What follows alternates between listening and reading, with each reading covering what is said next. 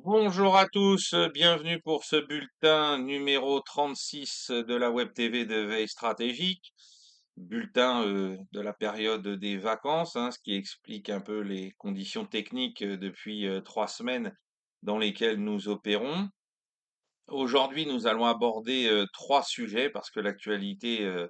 est assez chargée et puisque nous ne faisons qu'un bulletin par semaine pour des raisons techniques liées aux vacances, nous avons une accumulation d'informations traitées. Alors, on va commencer bien évidemment par ce qui se passe aux États-Unis, hein, puisque c'est quelque chose qui joue un rôle majeur dans le destin du monde et aussi et bien sûr de l'Occident et de la France en particulier, puisque nous avons eu enfin une prise de décision de la part de l'establishment démocrate pour mettre un terme à la candidature de Joe Biden, hein. Je rappelle que après son débat complètement raté contre Donald Trump de fin juin, on avait eu une espèce de révélation quasi biblique par rapport à la façon dont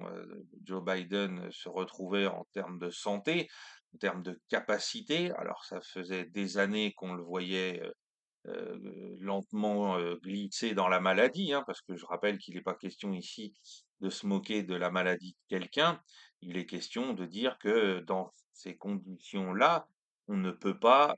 occuper les fonctions de président de la plus grande puissance mondiale pour des questions de sécurité qui sont évidentes et qui sont d'ailleurs prévues par la Constitution des États-Unis en cas d'incapacité mentale ou physique. Le président en exercice doit céder la place et s'il ne souhaite pas céder la place, eh bien, il y a des dispositifs au Congrès pour le contraindre à le faire pour la sécurité nationale. Voilà, et donc là, on a enfin eu, au bout d'un long épisode, de presque 3 semaines, on a eu enfin, l'annonce, du renoncement, par le biais d'une simple lettre adressée aux Américains et puis ensuite,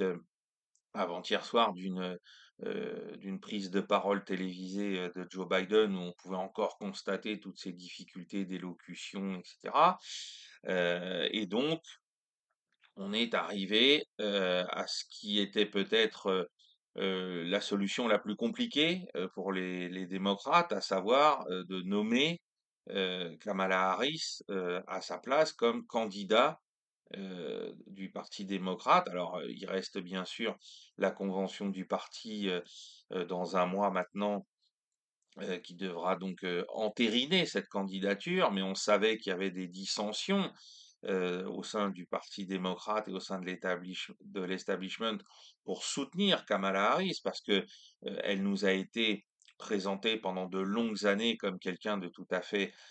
incapable, comme quelqu'un, avec, peu de ressources, intellectuelles. Elle était là, en particulier, comme d'habitude, dans le cinéma spectaculaire de la politique, américaine qui est le paroxysme, de la politique spectaculaire, du monde occidental en général, bien évidemment. Elle nous a été, présentée, à ce poste, il y a maintenant, presque 5 ans parce que elle est une femme et parce qu'elle est noire. Il faut pas se leurrer, c'est pas parce qu'elle aurait des compétences particulières au niveau intellectuel, qu'elle a été, placée à ce poste. On n'est plus au temps où Ronald Reagan avait, pris, George Bush père comme vice-président, alors que ce dernier, pouvait se prévaloir d'une part d'être un héros de la Seconde Guerre mondiale en tant que pilote de l'US Navy et puis surtout d'avoir été, beaucoup plus récemment à l'époque, directeur, de la CIA, où on comprenait tout de suite l'intérêt, pour quelqu'un, comme Ronald Reagan qui n'était en plus pas du tout dimensionné pour faire de la politique à ce niveau-là, d'avoir un tel vice-président. Là, c'est complètement, l'inverse, c'est-à-dire que elle n'était là que pour son statut de femme noire et rien d'autre. Et donc on voit d'ailleurs que depuis qu'elle a, endossé, cette, candidature à la place, de Biden, alors il y a eu un ralliement assez général de tous les caciques, du camp démocrate, hein, donc bon, pour le moment, ça a l'air d'être, l'union sacrée autour, d'elle. On a vu que le clan Obama, avait, prononcer un soutien, très discret, parce que, on sait que ça fait partie des gens qui, sont les moins favorables à sa candidature et on insiste immédiatement dans sa campagne sur le fait qu'elle est une femme, sur le fait qu'elle est noire, sur le fait qu'elle va, rassembler derrière elle toutes les minorités, qu'elle est devenue quelqu'un d'absolument phénoménal, hein, doté de toutes les qualités humaines possibles et notamment d'un grand sens politique pour pouvoir faire face à Donald Trump. Alors, on voit bien qu'en Europe occidentale et en France en particulier, ça prend des proportions qui sont ridicules, mais ridicules. C'est-à-dire on nous annonce, la candidature de Kamala Harris comme si on nous annonçait, l'arrivée, du messie, hein, parce que, n'oublions pas qu'il y a à peine, donc 15 jours, avec la tentative d'assassinat contre Donald Trump, on avait affaire à des gens qui, baissaient les yeux, regardaient leurs chaussures en se disant: «C'est fini, Donald Trump va être réélu et on va passer un sale quart d'heure, parce qu'on a, on a absolument aucune chance de voir, les politiques qui nous ont aidés pendant des années, se poursuivre et qu'on va avoir un sacré coup de pied dans la fourmilière aux États-Unis, mais que ce coup de pied aura des conséquences en Europe». Et là, au miracle, Joe Biden renonce, Kamala Harris,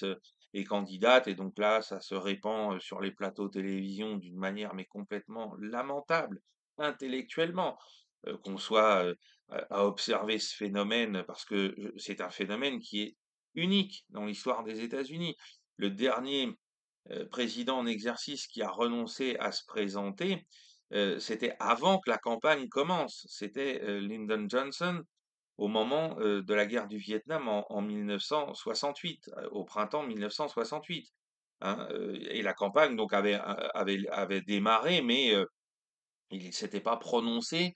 sur son éventuelle candidature et face aux difficultés rencontrées à l'époque, par les États-Unis, qui géraient donc, la queue de comète de l'offensive,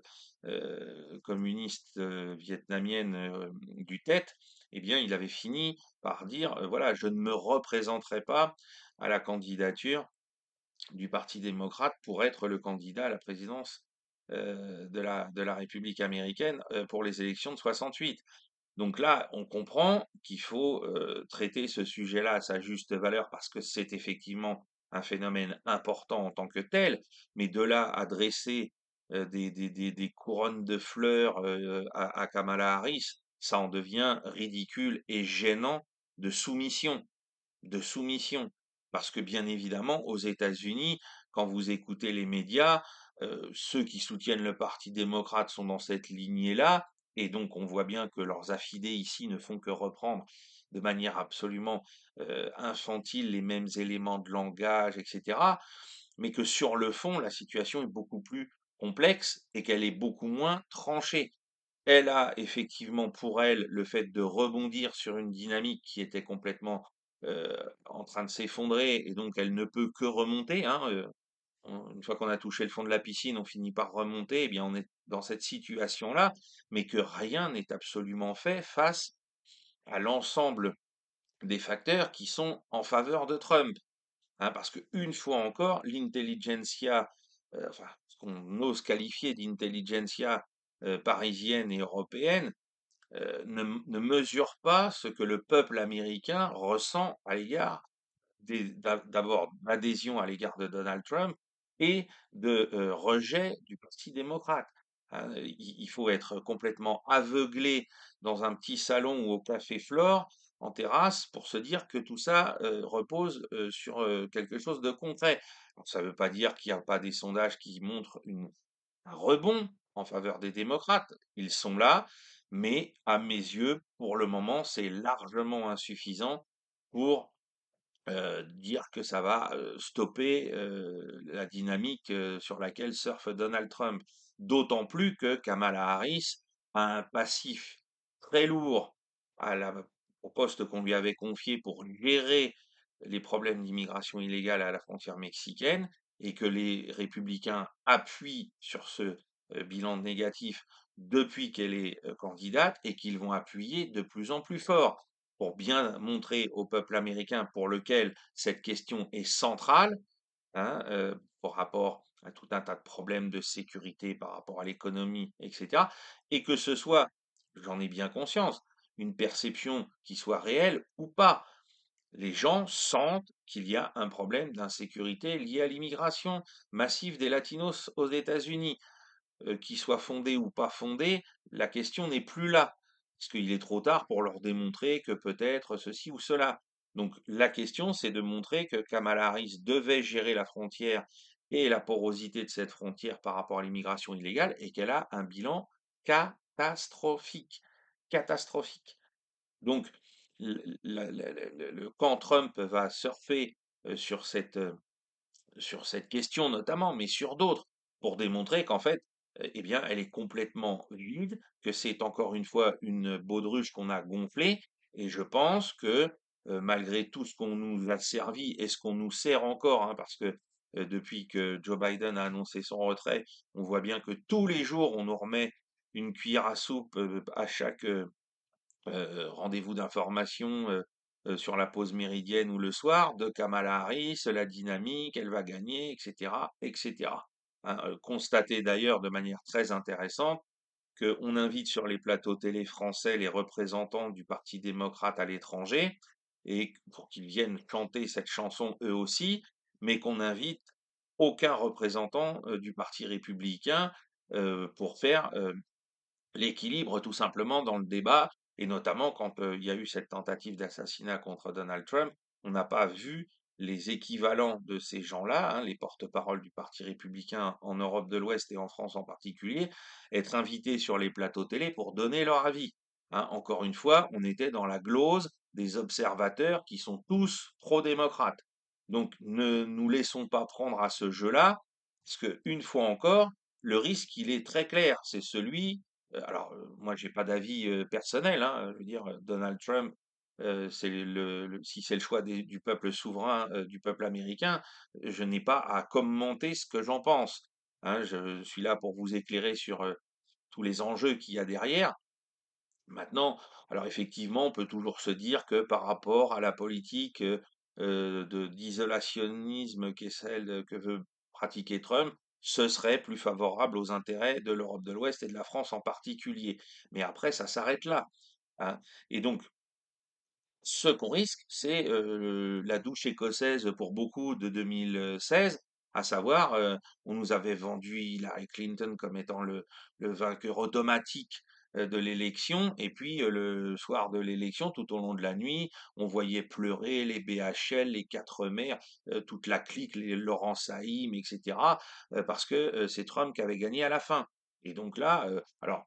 le rapport de force est tel que Trump, à mon avis, restera toujours en tête, dans les sondages et je pense qu'il va gagner, malgré, ce rebond qui est tardif, et qui ne permettra pas d'enrayer cette dynamique, donc dans le parti démocrate et donc je pense que, quoi qu'il arrive, Trump sera au bout, le vainqueur. Mais soyez attentifs au fait qu'on va continuer de vous vendre du Kamala Harris, pendant encore, toute la période jusqu'au à la fin novembre et aux élections, à moins qu'il y ait un effondrement de sa part, dans les sondages. Voilà ce que je voulais vous dire sur, donc la situation, au niveau des élections américaines. Alors avant de passer aux 2 autres sujets, je tiens à vous remercier pour, votre fidélité malgré les vacances, hein, pour, les pouces en l'air, les partages, les commentaires positifs, ceux qui ont fait des dons, que ce soit des petits dons récurrents mensuels ou que ce soit des dons, plus importants. Sachez qu'on a vraiment besoin de vous financièrement en ce moment parce que, vu qu'on fait moins d'émissions, on fait, moins de vues sur, YouTube et donc nos revues publicitaires de YouTube, se tassent un petit peu. Et ceux qui ne comprennent pas pourquoi il y a de la pub, bah, écoutez, c'est pas compliqué, hein. Si vous faites, des versements, très importants, pour, soutenir la chaîne, hein, des dons, très importants, on aura de moins en moins besoin des ressources publicitaires, des pubs que vous voyez sur YouTube au milieu de ces vidéos et on pourra faire des vidéos où il y a pas de publicité à la fin. Mais pour ça, faudrait, des efforts, colossaux, hein, de votre part. Donc, on ne peut pas faire autrement, pour le moment, que d'utiliser cette ressource financière-là, même si je comprends que pour certains, ça puisse être, parfois désagréable. Mais on n'a pas d'autre choix. Donc, autre problématique, hein, puisque là, on parle depuis plusieurs semaines et je l'avais déjà évoqué au printemps, des élections américaines. Eh bien, sachez qu'on ne peut pas faire la promotion de nos vidéos, c'est-à-dire qu'on ne peut pas utiliser une partie de l'argent que vous nous donnez ou des ressources publicitaires pour faire des promotions sur YouTube pour avoir plus d'abonnés et plus de vues, parce qu'il y a des restrictions qui sont posées par YouTube et Google qui interdisent de faire de la promotion de ce type de vidéo parce qu'on parle de sujets qui ont trait aux élections américaines. Donc, on a vraiment besoin de votre petit coup de pouce financier pour pouvoir continuer de se maintenir au niveau de nos finances dans l'équilibre qu'on avait trouvé à la veille, des vacances. Voilà. Donc, et je vous informe, alors la semaine prochaine, il n'y aura qu'une seule vidéo comme cette semaine et les semaines précédentes et elle sera, diffusée mardi. Parce que pour des questions professionnelles, je serai absent au début, à la fin de la semaine prochaine, début août et donc la vidéo hebdomadaire de la semaine prochaine, notez-le bien, ce sera le mardi. Voilà et à partir, de la semaine suivante, le 6 août, nous reprenons les émissions 2 fois par semaine, le mardi et le vendredi, en retrouvant toute la technique qui d'habitude entoure ces vidéos. Alors le deuxième, le 2e sujet dont nous devons parler, c'est l'Ukraine. Alors, je ne vais pas faire un point terrain, vous pouvez le suivre sur, le blog de veille stratégique, au quotidien. On a environ 3 publications par jour, en ce moment et elles ne sont quasiment toutes, enfin elles sont, pardon, quasiment toutes consacrées à l'Ukraine et à la situation militaire qui continue de se détériorer. On note notamment c'est le seul point important, sur le terrain. Enfin, il y a 2 choses. Il y a d'abord le fait que les Russes multiplient les frappes sur, la profondeur, du territoire ukrainien avec, des missiles ou avec des drones, ou souvent les 2, hein. Vous savez, on a d'abord une première vague de, drones, qui vient, entre guillemets, «ouvrir les radars de défense antiaériens, ukrainiens», les forcer à se révéler, à tirer une partie des munitions, de la DCA, ukrainienne et puis ensuite vous avez, les missiles, qui viennent, profiter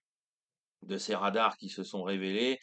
soit d'abord donc pour les détruire, des batteries anti-aériennes et puis bien sûr ensuite frapper les cibles, notamment dans le secteur, c'est très intéressant, d'Odessa et vers la frontière roumaine, là où se trouve, globalement une bonne moitié des dépôts, dans lesquels sont stockés tous les arrivages de matériel et de munitions de l'OTAN, en faveur de l'Ukraine et de l'armée ukrainienne. Donc, ça, c'est le premier point. Le second point, c'est, tout ce qui concerne, donc l'avancée, le grignotage permanent en plusieurs points qui ne fait que s'accentuer et s'accélérer et on a vu ces 48 dernières heures, notamment à l'ouest, d'Avdivka, hein, vous savez dans le secteur, aut donc maintenant qui se trouve à l'ouest d'Oretchetine et au sud-ouest d'Orechetine, vous avez une progression de l'armée russe, qui a pris le village de Prorès, notamment et on voit que même les contre-attaques ukrainiennes dans ce secteur, ne sont pas, capables de repousser, l'armée russe, voire même de l'arrêter. Hein, donc la situation devient de plus en plus compliquée et elle est également compliquée dans le secteur de Toretsk avec la progression des Russes dans la fameuse agglomération de New York. Donc la situation générale se détériore de plus en plus vite. Il faut bien préciser ça, c'est-à-dire que là, on a un facteur d'accumulation qui accélère la détérioration des défenses ukrainiennes et concomitamment, et c'est le point le plus intéressant pour nous aujourd'hui à évoquer, c'est qu'on a en début de semaine le ministre des Affaires étrangères ukrainien Kouleba qui est parti en Chine pour discuter avec son homologue chinois des conditions d'une éventuelle négociation, je ne vais pas dire de la paix, mais d'une négociation avec la Russie sur l'avenir de l'Ukraine Et on a le président Zelensky lui-même qui est venu dire, voilà, va y avoir un prochain round de négociations après le fiasco helvétique dont on avait parlé fin juin. Et donc là, Zelensky dit, ah ben, il faudrait peut-être que les Russes soient invités pour pouvoir discuter au cours de ce prochain round. Alors, c'est tout à fait, intéressant. Ça veut donc dire que les Ukrainiens sont pas aveugles. Ils savent que la situation sur le terrain est, comme je viens de le rappeler, en train de se détériorer et cette détérioration est en train de s'accélérer, que le nombre de pertes que cause cette, dégradation est de plus en plus important et que le pays est en train de se vider de ses forces vives au niveau des hommes en âge de se battre, et qu'il est temps de trouver un moyen d'arrêter le massacre, hein, parce qu'il faut bien parler à la fin, il faut bien appeler un chat, il est temps d'arrêter la boucherie. Il comprend bien également que au niveau de ce qui se passe à Washington, comme on vient de le rappeler dans la politique intérieure des États-Unis, les choses sont en train de changer, que malgré l'annonce du retrait de Biden, on voit bien que le soutien à l'Ukraine est en train de s'effriter de toutes parts et qu'il va bien falloir trouver une situation diplomatique parce que sur le plan militaire, ça devient de plus en plus compliqué, voire même impossible de tenir encore une année de plus, parce que c'est ce que nous vendent hein, tous les pseudo-experts des plateaux télé. Ils continuent de nous dire oui, il faut que l'Ukraine, elle tienne jusqu'en 2025. Je demande à tous ces gens-là, où sont les F-16? Ça fait 3 mois, 4 mois que ces gens-là nous disent, excusez-moi, à longueur de journaux télévisés, d'interventions, d'émissions spéciales que les F-16 sont là. Il y en a certains, on en parlait il y a 15 jours, qui nous avaient dit, voilà, les premières frappes ont eu lieu. Il n'y a toujours pas un seul F-16 dans le ciel de l'Ukraine pour le moment. Et je ne vois pas quand ces appareils vont arriver et surtout euh, combien, pilotés par qui et avec quelles munitions pour faire quoi. C'est toujours la même question depuis qu'on nous annonce leur arrivée. Je rappelle que ça fait plus d'1 an, notamment après les premiers échecs de la contre-offensive ukrainienne l'année dernière à l'été. On nous disait non mais vous inquiétez pas, les F-16 arrivent bientôt, ça va permettre, ça va être le game changer. Et on a vu ce qui s'est passé. Il n'y a pas eu un seul F-16 qui a été envoyé dans le ciel ukrainien. Et aujourd'hui, pour le moment, on est toujours dans la même situation. Voilà. Donc l'Ukraine est au bout du rouleau. Et elle a compris qu'il fallait maintenant trouver une sortie diplomatique à cette guerre. Et dans cette solution diplomatique, il faut bien évidemment que la Russie s'assoie à la table des négociations comme partenaire principal. Voilà. Voilà ce que je voulais vous dire sur le théâtre ukrainien. Alors maintenant, on va passer au Proche-Orient. On va terminer par la situation au Proche-Orient, qu'on n'a pas pu aborder à fond ces derniers bulletins, parce que la situation aux États-Unis, notamment, était le point central de l'actualité. Donc je vais revenir un petit peu en arrière sur ce qui s'est passé au niveau des publications qui analysent la situation humanitaire à Gaza, avec la publication du Lancet. Alors le Lancet a perdu une partie de sa crédibilité, nous le savons tous, lors de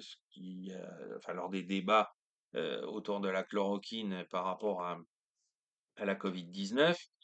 Néanmoins, aujourd'hui, on a eu une publication qui nous annonce que d'après leur mode de calcul, on aurait non pas près de 40 000 morts à Gaza, mais 180 000,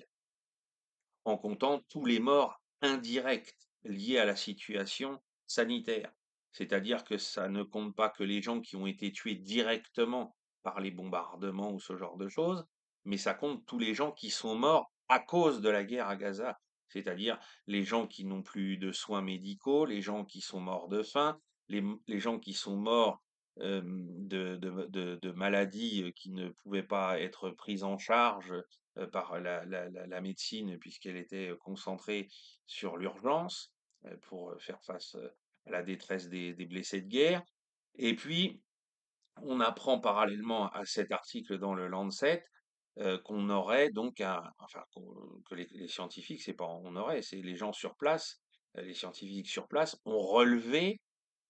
le retour de la polio à cause des problèmes, d'accès à l'eau potable dans la bande de Gaza. Donc la situation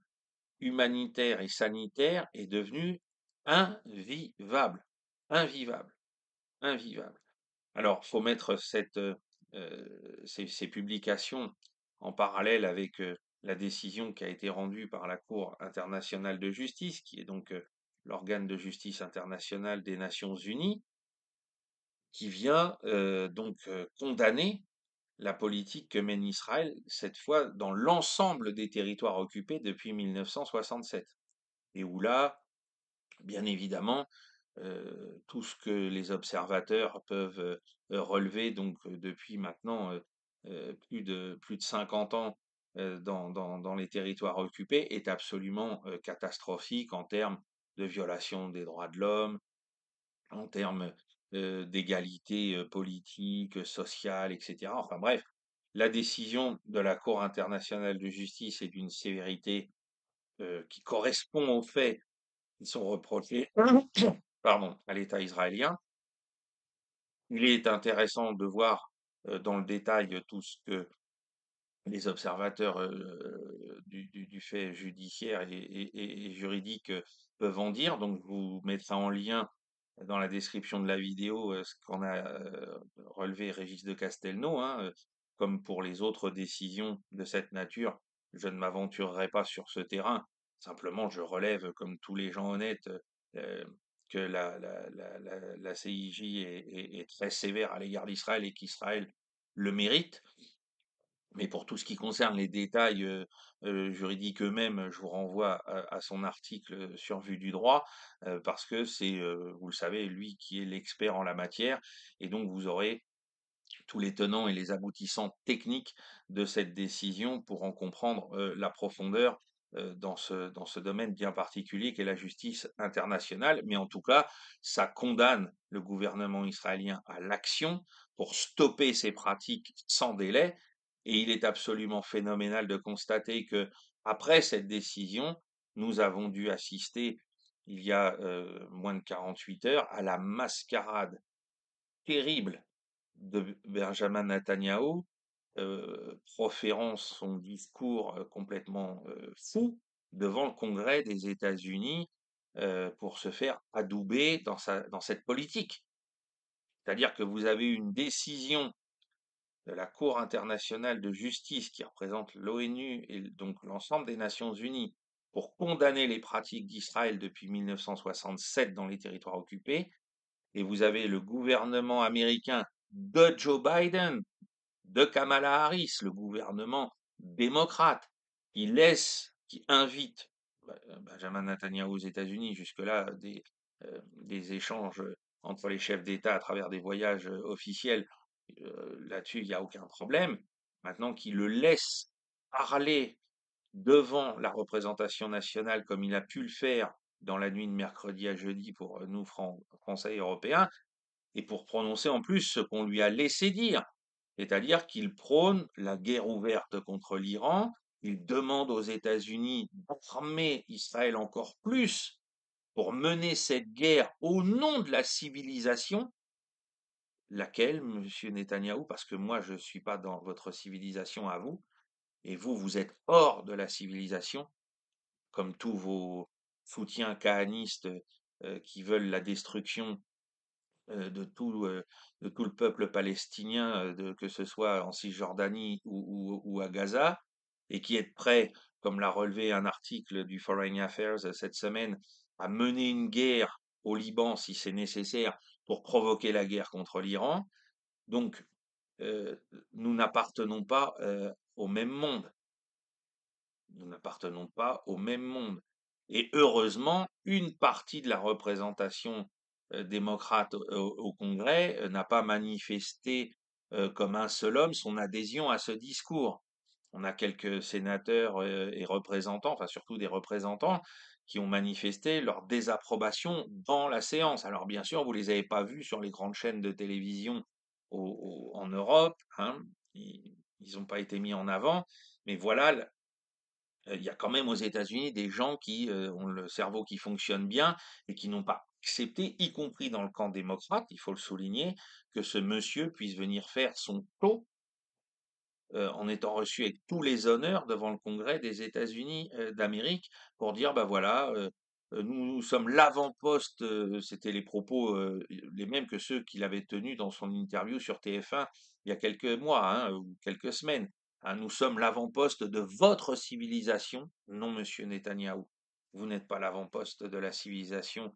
européenne, vous n'êtes pas l'avant-poste, même, j'ose le dire, du judaïsme. Hein, parce qu'il faut aussi rappeler les choses. Donc, non, vous êtes, l'avant-poste d'une pensée, extrémiste qui, comme le disait, heu, Leibowitz, dévoie le judaïsme. Voilà. Vous êtes le représentant de cette frange-là, qui pour le moment a le pouvoir en Israël, c'est tout. Mais vous ne me représentez pas, vous ne représentez pas les Européens, vous ne représentez pas notre civilisation, et vous ne représentez qu'une petite partie de fanatiques au sein du peuple juif. Ne l'oubliez pas non plus. Voilà ce que je voulais vous dire sur la situation, donc sur ces 3 points. On abordera, hein, bien sûr, des points un peu plus détaillés sur ces 3 situations tout au long de l'été, hein, parce que je pense qu'on va continuer d'en entendre parler. J'ajoute qu'en ce qui concerne donc la politique extérieure israélienne, il faut être très prudent parce que aujourd'hui, si vous n'êtes pas sur les réseaux, vous ne voyez pas combien la situation se détériore à la frontière libanaise. Vous n'entendez pas parler des frappes qui continuent d'avoir lieu sur la Syrie, sur des éléments du Hezbollah ou sur des éléments, des gardiens de la révolution, iraniens qui sont présents en Syrie, et vous ne vous rendrez pas compte si demain Israël passe à l'action de cette montée lente et sourde en puissance vers cette guerre qui est en train de se préparer. Voilà, donc on continuera de vous en parler ici, vous vous en doutez bien. Donc, je vous souhaite un très bon week-end. Je vous remercie pour, votre, fidélité. Merci d'avance pour les pouces en l'air, les commentaires positifs, les partages et surtout, vous l'avez compris, si vous le pouvez, soutenez-nous financièrement. À la semaine prochaine, le mardi.